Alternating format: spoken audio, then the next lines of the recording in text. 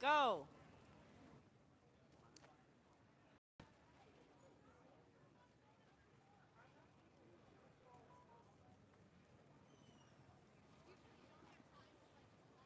You buying a plane?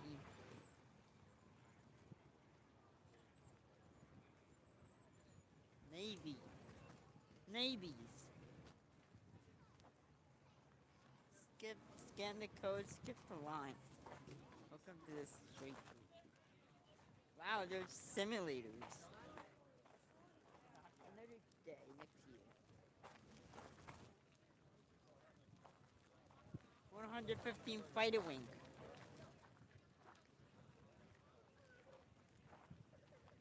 I think the 150 fighter wing is from Wisconsin Air National Guard.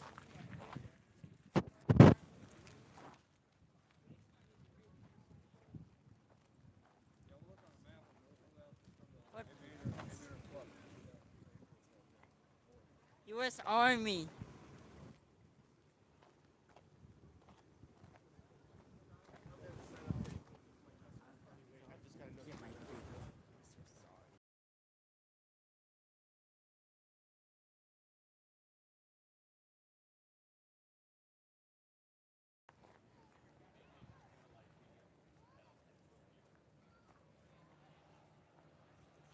Oh, look, there's a dog.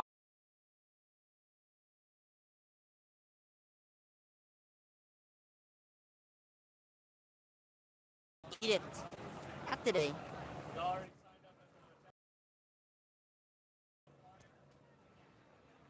It's not.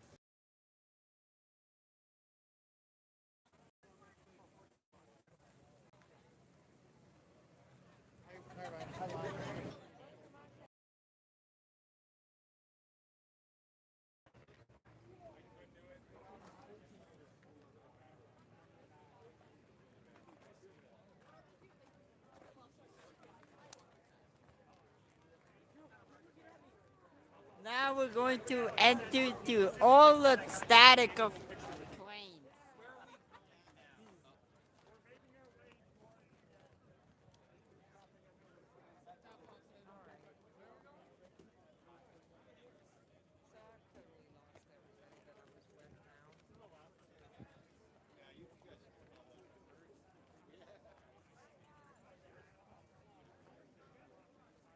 High quality.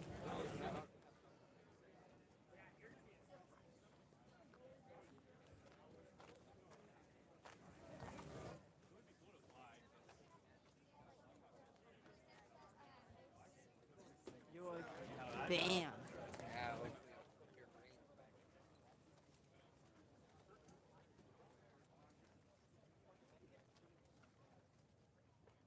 I want to get this millions of likes. Here is drones. Oh, look, a U-60 Black Hawk helicopter.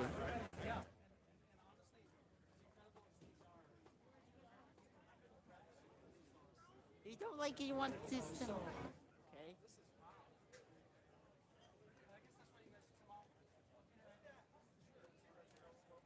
The brightness is too low.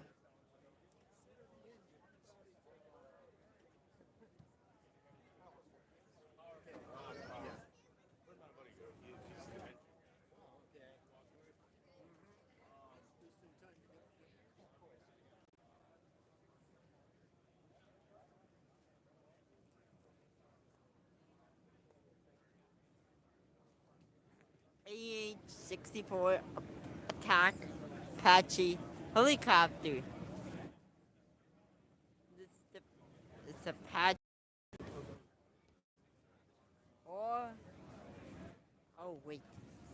Oh wait. Here it is in English.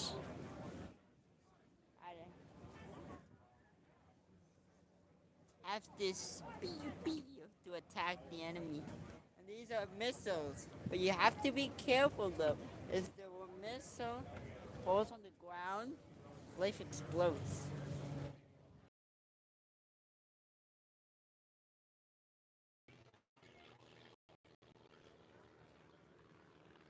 We are the United States Army Marine Navy. I just gonna let you know.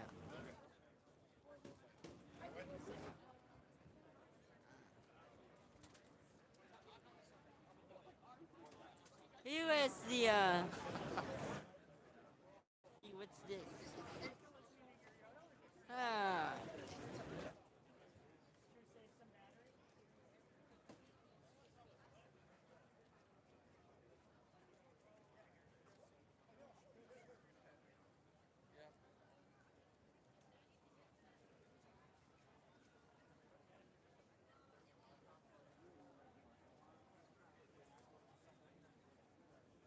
oh look, that over there, that F-35 you see over there, that's from the Wisconsin Air National Guard. This,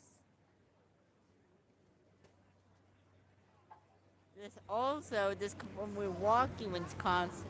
This is the C-17 from Alaska. Uh,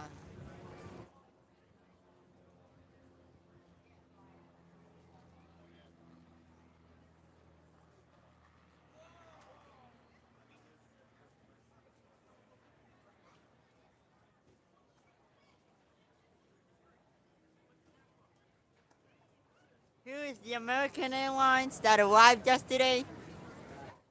Stand up to cancer.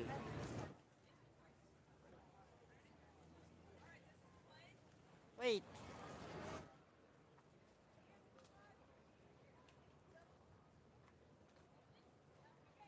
wow.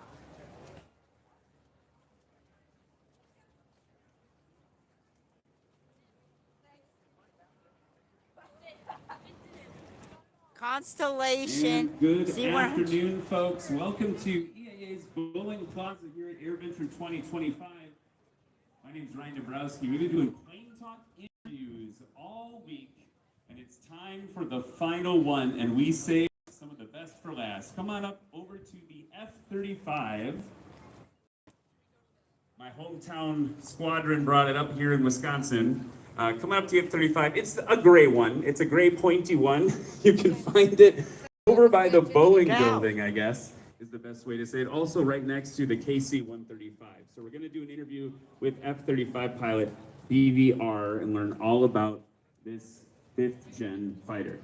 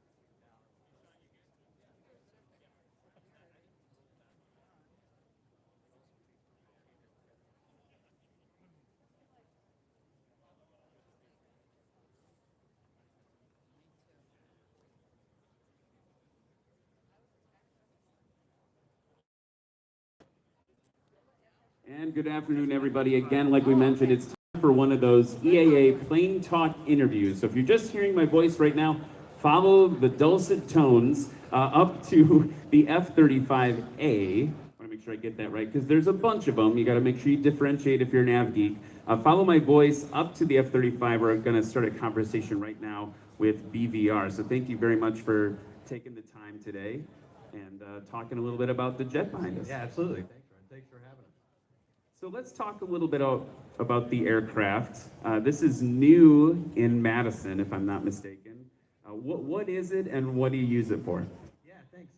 It is new. We're just a couple years new, and we're just finishing our conversion. So we have our 20th F-35, and that'll fill out the squadron.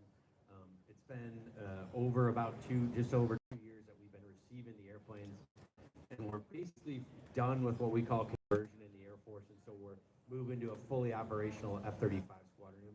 We do a bunch. We left the F-16, which is a great jet, and Duluth has one right next to us that's been actually pulling alert in Madison. But we're similar multi-role fighter, obviously 5th gen, and stealth is what we do very well. And what it is really made to do is be a suppression of enemy air defense fighter. So it is made to go take on the most complex environments that a high-end challenger would bring. And so what you see in a place like Ukraine right now is not a super permissive environment for any jets to fly, so they don't actually fly a lot of them, and they're kind of very intermittent. And our job is to take out enough of those systems that the rest of the Air Force, Navy, etc. can fly in all situations, and we can protect our Army and Marine Corps people on the ground. So that's the very short summary of what it is and what our main mission is in the F-35. So that's the aircraft's mission. Talk to me a little bit how that intersects with the mission of the unit based in Madison. Yeah, great question. So if you guys were here yesterday afternoon, you saw a full demonstration of the Wisconsin National Guard, so that's Army and Air. Obviously, the Wisconsin National Guard Army has been around for a long time. Air was formed just after World War II, and that's what this unit came out of, formed in 1947, so we've been around for about 75 years, just over 75 years, flying fighters the whole time. But we have a really different mission in the Guard in that we're based in our community, and we're really part of the Madison area, part of greater Wisconsin area, and that's why we have a huge presence here with the 135, our Army helicopters, and everybody in Wisconsin is invested in being in the community, working in the community. And that brings with it a totally different set of kind of things that we respond to. And so we do things like my commander-in-chief every day is actually the governor of Wisconsin, kind of as well as the president, but first and foremost, really the governor of Wisconsin. And so we work to respond to all kinds of things. Like we sent almost 10,000 airmen and soldiers out during COVID to help with giving shots, help secure medical situations, and travel around the state and help. And then we did everything like supporting at our Capitol when we have civil disturbance issues. So anything that the governor needs us to do in Wisconsin, from flooding to fires to putting out fires with helicopter buckets to flying the F-35.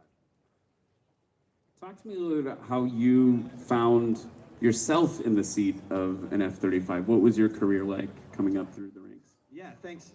I was what we call in the Guard affectionately a Guard baby. So I came up through the unit, and I actually enlisted. I'm going to date myself a little bit. Enlisted in 1992, and was essentially the Air Force version of a combat medic, a field medic doing aerospace medicine. And I used that to pay my way through college, and loved flying, but was also potentially going to go into medicine. And so I graduated from college and then actually went to PA school, and was flying on the side, and then got hired to fly fighters in my home unit in Madison, and then left and started flying fighters and came back just prior to September 11th. And that changed a lot of what the Guard and the Guard fighter business in particular, but I would say everything looked like. So we started to respond to the call-ups. The Air Force had shrunk a lot post-Gulf War, and so when units started getting called up, especially fighter units, in sort of a large way, but tankers and everybody else, we went to war like every 18 months or so for a period of 8 to 10 years, with maybe then a small break and then back at it. And basically most units have been in and out of theater every 18 months or so since then. And so I stayed active duty, what we call active duty Guard, the whole time. deployed all over the world in the F-16 and then flying this jet about 2.5 years. So a really different, mostly full-time career for me. But we have about 75% of our unit that's people that are bankers, farmers, whatever it is across Wisconsin and Illinois in particular for our unit that also deploy with us and do it on a pace like that and then have a normal job when they're not doing that. You've been doing that a long time, and I'm struck by there must be a passion for it. You must have a real deep-seated passion for it. Why stay? What's keeping you coming back for more every year? You're doing more and more flying. Yeah, it's a great question.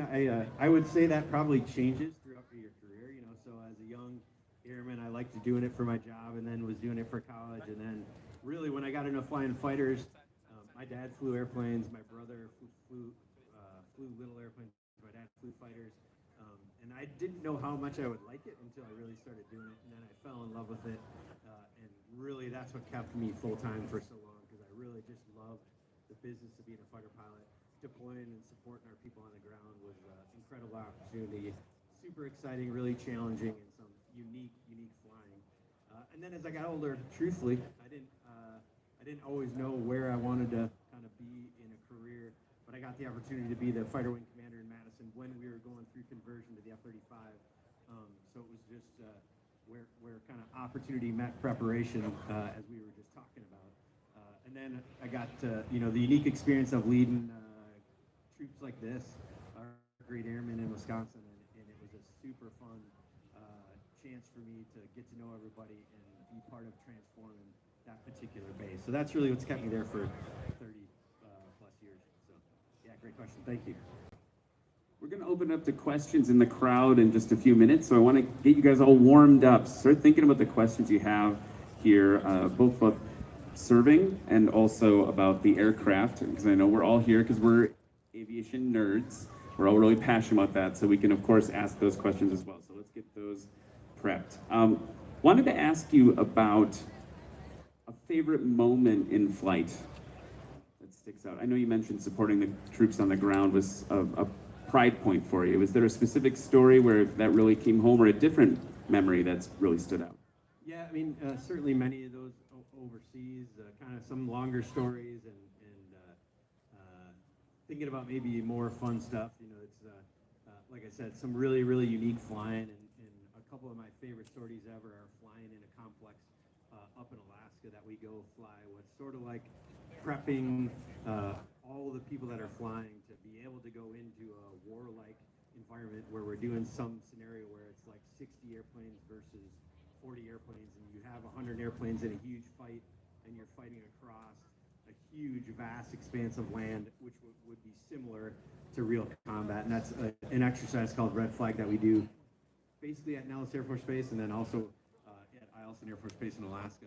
And one of those particular flights, I got to do terrain mapping all the way through the Alaskan mountains into a target area with a brand new wingman, pop up and drop a laser-guided bomb from about 5,000 feet and guide that into a small Connex box, and then exit and go back out through the mountains, avoiding threats the whole way. And so roughly 500 miles of mountain masking terrain out in Alaska, probably like the most, beautiful flight you could ever had, and probably that's the kind of thing when I dreamed about being a fighter pilot, that's what we would be doing. So that's probably one of my favorite flights ever.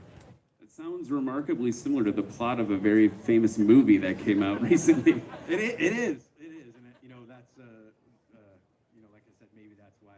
Now I loved Top Gun 2. They had lots of cheesy references to the first one, which was super fun. But the one big glaring error is that mission actually would have been done by an F-35, but they needed to put Tom Cruise in the back and film him from the front, so they used an F-18. So we just want to point that out. But no skin off my F-18 brothers if they're here, but so. That's pretty funny. We've got a lot of young folks in the audience. It's a bit of a plain talk tradition to ask this question, and so we've got a lot of young folks watching here. We'll be ready for your questions, young folks, and old folks, and everyone in between. If you had a piece of advice for, like, I've got a 10 and a 7-year-old, they're going to be here in a little bit. If you had a piece of advice for them, they want to follow in your footsteps, serve our country, and do it in an aircraft or supporting aircraft, piece of advice would you give them? Yeah, I think first and foremost, I would say just get started. Go try a flight at your local FBO, whether it's on your own, with an instructor, with your parents, however you can get into trying it. Because I grew up around it, definitely wasn't forced into it for a career, and then I started doing it really not until college for me. And then I realized how much I liked it and maybe would want to do it for a job. So go try it and get your private pilot's license. Try that piece out. As far as what opportunities, just look across all the services.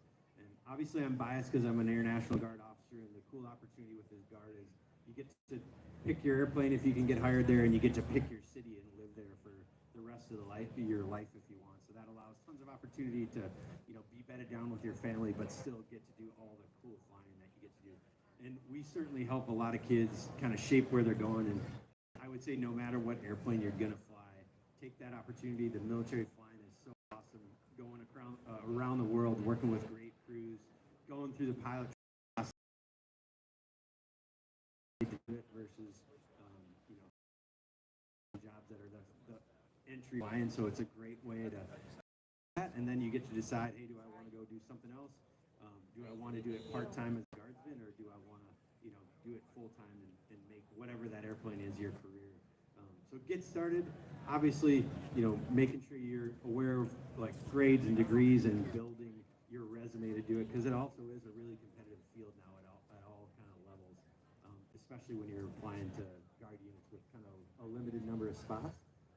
But do what's right for you. You're never going to regret flying. And I almost never hear someone that says, hey, I really wish I wouldn't have gone the military path.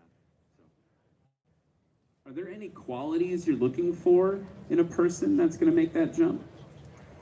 Yeah, I don't think we're super different than the airlines or other career aviation places. So, I think a lot of places are really looking for someone first and foremost who is going to be a confident pilot, but also is going to be someone that you want to interact with in the cockpit or want to interact with in the airplane next to you. So, we use in the fighter community a similar creed to what lots of places in the aviation business kind of try and sell for what they're looking for, and that's humble, credible, and approachable. And I think it's a great summary of, if you're thinking about how you're going to be a good pilot, it's like, be humble in the cockpit, be willing to share, but also make sure that you're credible with your technical knowledge, because as the aviation flying is here, if you're not credible with that, obviously you can put yourself in danger, other people in danger, other pilots in danger, but you're not going to be respected because people will see through if you really don't know and aren't prepared for your missions. And then obviously being approachable, someone that you can actually help everyone in the aviation community learn from. And so I think that's really a great way to think about who you want to be and how you want to develop as a pilot, no matter what platform you're going into. That's great advice. Okay.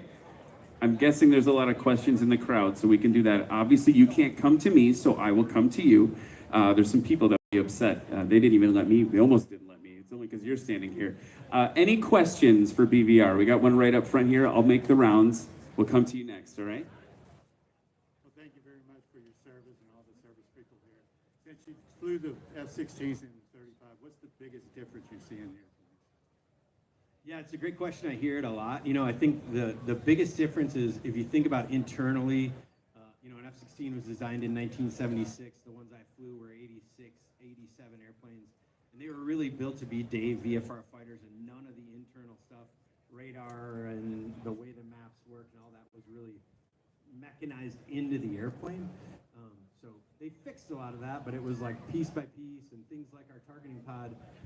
When they actually got a great targeting pod, they realized that they were projecting 1080p resolution, but the screen was like 320p and was a 3x5, and then they changed that and realized the cord was only 720p, so they couldn't even transmit data. And so that was just an illustration of all, like, what happened to the F-16, which is an amazing airplane, but all the things are kind of fixed one by one, and they don't really fuse together. Where in the F-35, when you launch with a 4-ship or an 8-ship, which is generally what we operate in, you actually have all the data shared across the network, and then it's fused. And you probably, if you've ever heard or read about F-35s, they talk about that data fusion. But where that's really important is actually fusing the data from the 8-ship and displaying it in a way that I can see it, but I don't actually have to interpret where it's coming from. I can scroll down and I can put my indicator on that symbol and it'll show me where that data is coming from if I really want to read it. But it makes it much easier to take large pieces of data and display it in a combat, pilot-friendly way as I'm really trying to process. If you think about an 8 ship of F-35s might be 100 miles wide, and all that data from the radar and whatever other sensors is being fused and put into one display for me. So totally different picture than I have in the F-16. So how it takes data in and then how it displays it to us is just much, much more capable. It's a great question. Jinx, I think I owe you a Coke, right? All right, we got another question right here. Yeah. Have you ever been intercepted? If so, what was the outcome? Have you ever been intercepted, and what was the outcome? I assume you mean by enemy aircraft, probably, huh? No, I have never been intercepted. I have intercepted Cessnas, but I have never intercepted an enemy aircraft either. So most of the places I deployed to, really not kind of unfriendly airplanes there. But I have had a bunch of opportunities to go fight in Poland, who's a close partner of Illinois and Wisconsin, fight MiG-29s and other Soviet-built aircraft close up with formerly Soviet-trained pilots. So great question, but other than threats from a Cessna, I've never intercepted anyone. So thank you. So I guess, because I'm a Cessna pilot that flies around here, I should look out a little bit. Yeah, it's always smart to check out for TFRs, and we don't have as many here, so if you're going to DC, make sure you know where you're going and how you're getting there. So Love it. Got another question right here. Thank you for your service. Thank you. What is the top end speed of this plane? well, it's a little slower than an F-16 is, and there's a couple reasons for that, but really about 1.6 Mach, and it does about 1.2 really comfortably. And then we actually don't love to take this thing super fast because, as you know, skin friction is a huge problem at speeds like that, and so that's one of the reasons we generally won't fly it above about 1.2.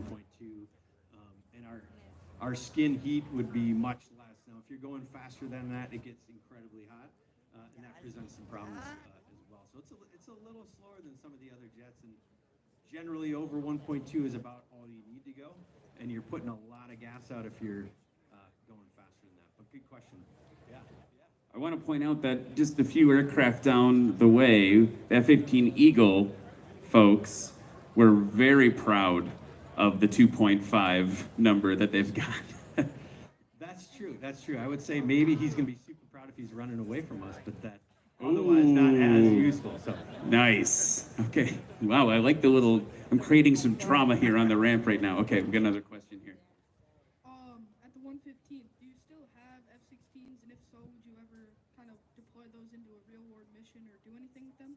yeah, great question. We actually don't have any that are ours, but Duluth, Minnesota has been pulling alert in Madison since we got the F-35 and got rid of our F-16s.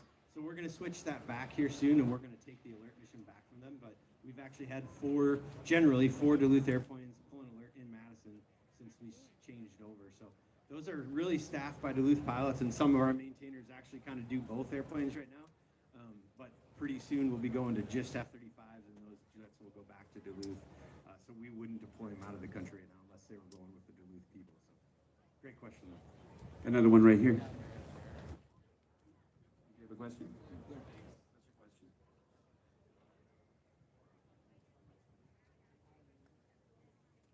I want to study for to be a pilot, but what year I'm going to fly it? The F-35.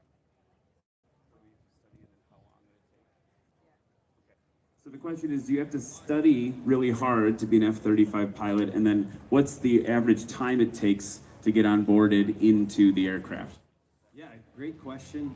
Maybe I ask them about initial flight. So, generally speaking, in the F-35, for someone like me who's experienced fighter pilot, it's a little shorter course. So if you have a certain number of hours and you're going to do certain things, it's about a 3 month kind of studying time frame that we do. Most of it is on emergency procedures and in sims. So I did about 25 sims, and then believe it or not, I did 3 flights. The first one obviously is on your own, so you only have one seat.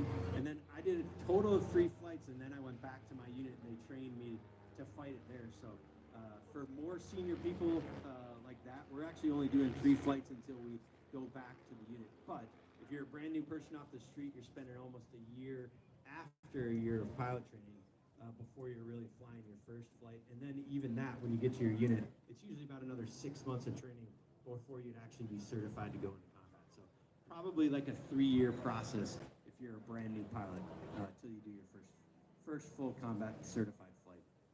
So thank you. Basically a degree, like a degree in the aircraft. Yep. Yeah. A really similar time frame, but you're only spending, those full days doing studying for that, and that's it. Another question right here. So when you're pushing a machine like this to its limits, how do you prepare your body for those types of G-forces and to do it for that period of time without blacking out or getting into a vertical state where you lose? Sometimes your brain can only process what is in front of you, and how do you get that to process everything so fast? Yeah, that's a really, really good question. So when people ask me about pilot training, that's the one thing I talk to them about is it's a 3-year process, but what I felt changed the most was my ability to process things at speed. Because obviously like a normal closure rate in a one-on-one fight is going to be somewhere upwards of 1,400 to 1,600 miles an hour. And when we dogfight, and the disorientation is a real problem. Believe it or not, in this jet, it's a little bigger and the glare shield's different. In the F-16, you're a little more susceptible in weather just because you're kind of almost sitting up over the glare shield, and all you see in full weather is basically that screen above you. This has a helmet that's a little different, I'll say better, in some ways too for that process. So it's a long process to get where you're confident to do that. But it is definitely, when we lose fighters, generally it's one of two things. Someone G-locks or someone has a spatial disorientation incident. Now, this jet actually has, no kidding, a red guarded switch that you can flip and recover the airplane at any time, and it will do a full recovery for you and fly straight and level. That F-16 does also have an anti-GCAS. Block 40s and Block 50s in the U.S. inventory also have an auto recovery feature. Not quite as, I'd say, good as this one in some ways, but the older F-16s, like the ones we had in Madison, did not have that ever because of the way the flight controls were. So we trained for a lot of years preparing for those specific things, and then as far as the G's, we work really hard at anti-G straining maneuvers, but it's something you have to ease into and really be used to. I will tell you, the F-16, the sustainment of G's is much, much worse than this thing is. Any jet that pulls high alpha, so high AOA, is going to bleed the airspeed to sustain G much differently than like an F-16, which will, do a max of 23 to 25 AOA, but operate at extremely high airspeed and try and fight a different fight because of the control. So that one was much worse for high Gs.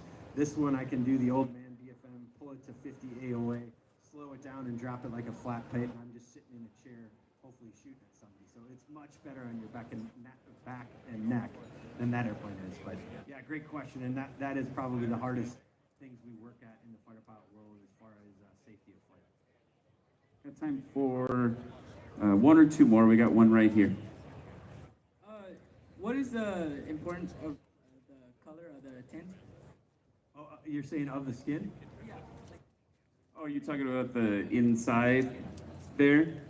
Oh, the like foil stuff? Oh, the tint to the windscreen. Oh, okay. Oh, I'm not sure exactly. All the tints are a little different, but yeah, the foil is just up there for the sun. But just part of the way the canopy is structured is probably the best way to put that. And then obviously, if you're just talking paint too, this is a particularly preserved surface. So that's actually a great painted jet as well. But the F-35 in particular, we took a lot of our maintenance from other positions and actually go to just maintain the canopy and the skin at all times, so it's relatively flawless. But hopefully that answers your question. Thank you. And then you had one more real quick. What's the difference between the F-35 and the F-22? Yeah, quite a bit. Obviously, this is a single-engine jet primarily, and what they were built to do is two different things a little bit. The F-22 is an awesome airplane, built a little bit more to be a high-altitude air supremacy jet. And then what we have internally and how we carry weapons, we're really more built. We can do some of that as well. We're certainly not as capable at high altitude. We don't go as fast. We us factoring, but our stealth is a little bit different because we're a little bit newer. And we have weapons that are internally carried so we can shoot at those surface-to-air systems and try and escort other airplanes in sort of a non-permissive environment that we talk about. So very similar in a lot of ways, but think generally air supremacy, and then this is generally suppression of enemy air defenses. Good question. That was a good. These were all really good. These are all really great questions. We are unfortunately just about to be out of time, so I want to ask you one last question, which is maybe for the pilots as they fly in and around Wisconsin. Do you have a piece of advice? You've done a ton of time in fighters. Do you have a piece of advice for all of us that are pilots that we could bring into our personal flying as we, cruise around at 105 knots over the Wisconsin corn? Yeah, that's great. Great question. I think the one thing that I learned so much about being a military pilot and a fighter pilot in particular is being prepared. So coming into your flight and taking time to prepare, to think about what you want to improve on, what you want to get from that flight every day. And then take a little time to debrief either who you're flying with or yourself, because that debrief is really, in the fighter world especially, is where we get our quality kind of change to everything we're doing. And we do what's called a rank-off debrief. So I'm a colonel, but if I'm flying with a captain and I do something wrong, it is full etiquette where he can tell me I did something wrong in that debrief, and I need to take and be constructive with that, and then we walk out the door and everything goes back to the way we were. So I think I'd challenge you when you're doing your flights here at EAA or other places at home is try and make yourself a better pilot every day and do that brief and debrief before and after you fly, and it'll really help what you're doing. So thanks. Thanks. I'm already doing that, but I'll continue to do that. Can I get a round of applause for Colonel Van Roo here? So appreciative of you taking the time. Thank you for your service. Particularly feeling a little proud to have you here in Wisconsin, being a Wisconsinite. Folks, this has been a great week. This is the final Plane Talk interview of AirVenture 2025. And if you indulge me for a second, sir, I want to just get a round of applause for the video and the audio crews. We got Sean on the video side, and I've got Paul and Will on the audio side. They've been with me all week in the heat and the rain, going for it. So thank you so much to them. Thank you to EAA for allowing us to do this again this year. It's been a great time. And a thanks, of course, to all of you coming to all the interviews. It's been really, really fun. You can watch all in just a few hours, so you can relive the experience and how much you enjoyed it. So everyone go check those out. We will see you next year, Oshkosh 26. Thank you so much.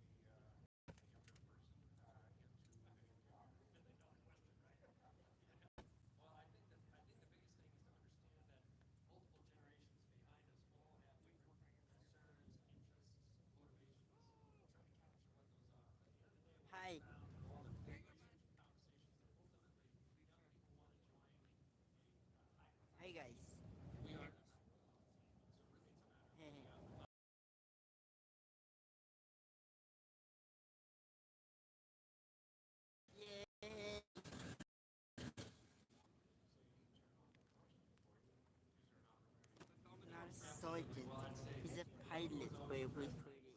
National Guard in Wisconsin.